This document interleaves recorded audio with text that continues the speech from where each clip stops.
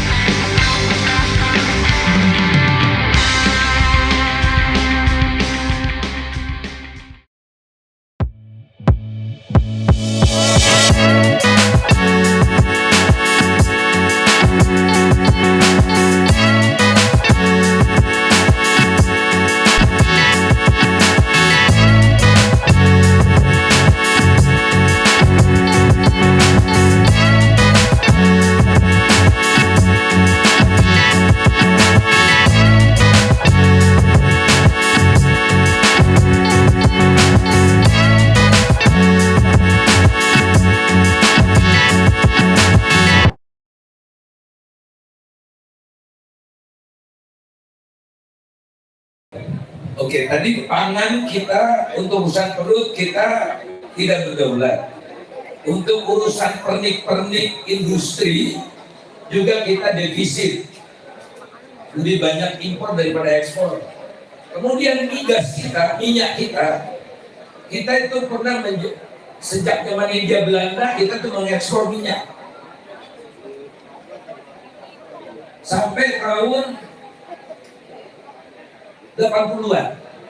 Sekarang pernah kita mengekspor minyak itu per harinya 1,2 juta barrel. 1,2 juta barrel. Sekarang kita mengimpor ya, banyak sekali, jadi lebih banyak beli minyak dari luar daripada jual minyak keluar. Tekornya 600.000 barrel per hari. Jadi kalau kita diblokade, minyak dari luar nggak bisa, separuh kendaraan tidak bisa jalan. Itu Indonesia sekarang. Nah, kalau kita lebih banyak membeli daripada menjual, pertanyaannya uangnya dari mana? Uangnya dengan cara tidak pakai otak, tapi pakai keringat dan pakai tenaga mengeksploitasi alam itu. Jadi Republik ini menggaruk batu bara semakin dalam, jual untuk menutup kekurangan kita yang tadi. Tebang pohon jual, tebang pohon ya, petik buah jual. Jadi Indonesia ini praktis perubahannya sedikit sekali. ekonominya di zaman kolonial sampai sekarang, karena lebih dari separuh yang kita ekspor itu adalah komoditi yang sudah diberikan karunia-Nya oleh Tuhan. Itulah kita memaknai kemerdekaan, merdeka untuk menggaruk kekayaan alam sedalam-dalamnya, seluas-luasnya, sebanyak-banyaknya. Nah, kekayaan alam kita itu dikuasai oleh segelintir orang. Batu bara yang tahun lalu nilai ekspornya 500 triliun, ya, 500 triliun, ya, itu tidak dikenakan, namanya kan kalau di dalam Islam ada itu, kalau kita dapat rezeki itu bayar zakatnya lebih banyak. Kalau biasanya kan 2,5%. Nah, ini ada rezeki durian runtuh, pemerintah sesen pun tidak menarik pajak durian runtuh. Dan 11 perusahaan batubara itu menguasai 70% produksi nasional. Rakyat yang jutaan nanam sawit, kalau dia menjual ke luar negeri itu dipajakin sama pemerintah kira-kira 30%. Batubara 0%. Amerika sekarang menerapkan pajak durian runtuh. Karena apa? Bumi, air, dan kekayaan alam yang terkandungnya digunakan untuk dikuasai oleh negara untuk sebesar-besar kemakmuran rakyat, bukan kemakmuran segelintir orang. Nah, inilah saudara, sumber daya alam ini butuh lisensi dari pemerintah. Saya nggak bisa garuk batu bara gitu aja, nggak bisa nanam sawit gitu aja. Saya harus dapat hak untuk pembebasan lahan, penggunaan lahan, harus dapat hak untuk membabat hutan nanam sawit, harus punya hak untuk dapat konsesi batu bara. Saya ya nggak bakal bisa. Teman-teman semua di sini yang nggak bakal bisa, nggak punya cantolan. Jadi hanya orang yang dekat dengan kekuasaan lah yang mampu untuk menggaruk kekayaan alam ini sedemikian luar biasanya. Nah, kekayaan alam itu hasilnya ratusan triliun itu, ya, dinikmati oleh segelintir orang, sehingga satu orang terkaya di Indonesia menguasai 44% kekayaan nasional. 1%. 10% menguasai 70%-an kekayaan nasional. Sementara 52,8% rakyat Indonesia itu statusnya miskin, nyaris miskin, dan rentan miskin. 52,8%. Pengeluaran perharinya per orang 25.000. Jadi kalau kita di bawah 25.000 itu sudah tergolong kelompok rentan. 25.000 dapat apa? Naik Gojek saya ke rumah udah 20.000, tinggal 5.000.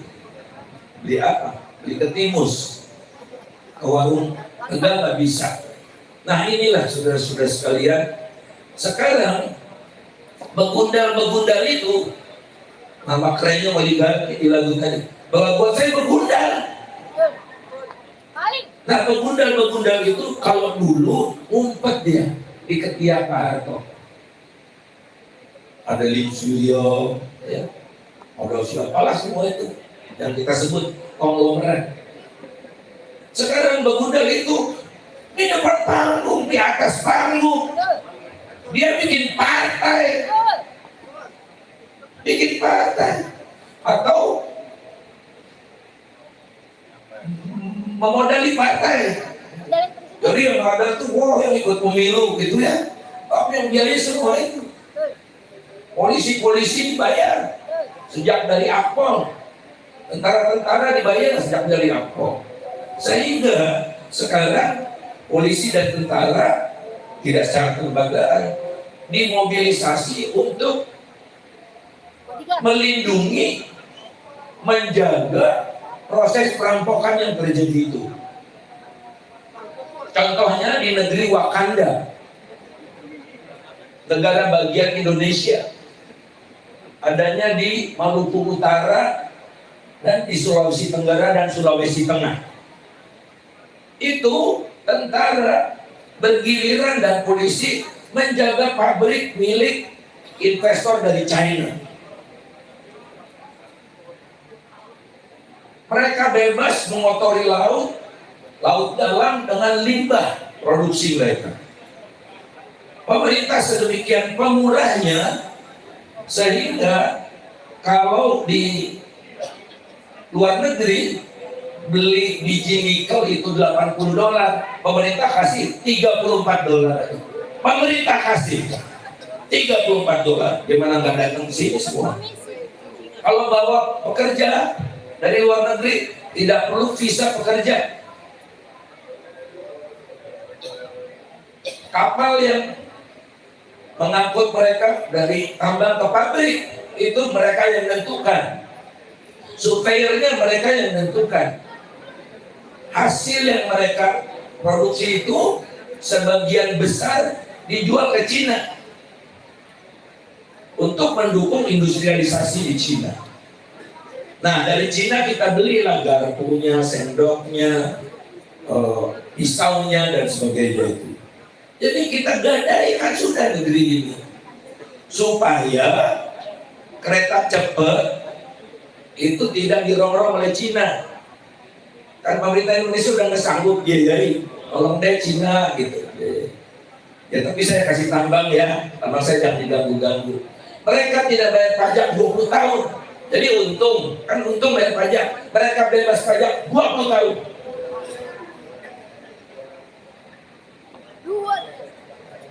Mereka mengimpor barang kebutuhan mereka tidak bayar bea. Pokoknya ini negeri sendiri, di negeri namanya Indonesia. Nah, Wakanda itu. Inilah rintihan Ibu Pertiwi, saudara sekalian, sehingga nanti anak cucu kita ya punya mobil listrik, pakai baterai lithium, ya. Nikel kita udah habis di Garut semua. Habis. Hutan kita makin mundur. Minyak kita udah tinggal 80.000 barrel per hari. Jadi semua kita impor, tapi kekayaan alam kita sudah tidak memadai lagi untuk bayar. Nah, saat itulah kita dijajah. Dan mungkin eksploitasinya lebih parah, karena dulu penjajah itu saya dengar dari saksi-saksi itu masih membayar uang sewa kepada petani tebu, bayar uang sewa kepada petani karet, karena kan itu tanahnya tanah mereka. Sekarang itu diambil oleh BUMN, BUMN-nya nggak pernah lagi bayar uang sewa. Nah, BUMN-nya lantas menjual tanah itu kepada perusahaan-perusahaan besar. Jadi lapangan golf segala macam itu, sehingga kepemilikannya tadi itu. Jadi jangan hanya mengandalkan data pemerintah tentang ketimpangan yang 0,384. Saya wajib mengoreksi yang Bang Hamdan Zulfa katakan 0,38 itu tidak berarti 38% orang 0,38 ya 38% bukan gitu. Jadi itu angkanya dari 0 sampai 10 0 sampai 1. Di bawah 0,4 bagus, 0,4 sampai 0,5 sedang, di atas 0,5 baik, buruk. Nah, Indonesia termasuk bagus. Datanya benar, tapi harus diingat itu bukan ketimpangan pendapatan, bukan ketimpangan kekayaan, tapi ketimpangan belanja. Orang sekaya-kayanya kan nggak bisa makan 1 ton makanan paling enak sekalipun perutnya meledak kan.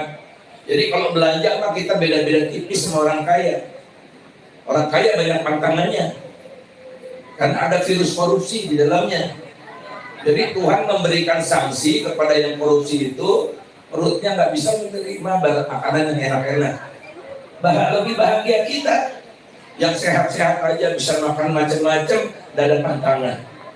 Nah itulah makna kemerdekaan bagi saya yang sekarang sudah di ujung tanduk. Makasih. Assalamualaikum warahmatullahi wabarakatuh.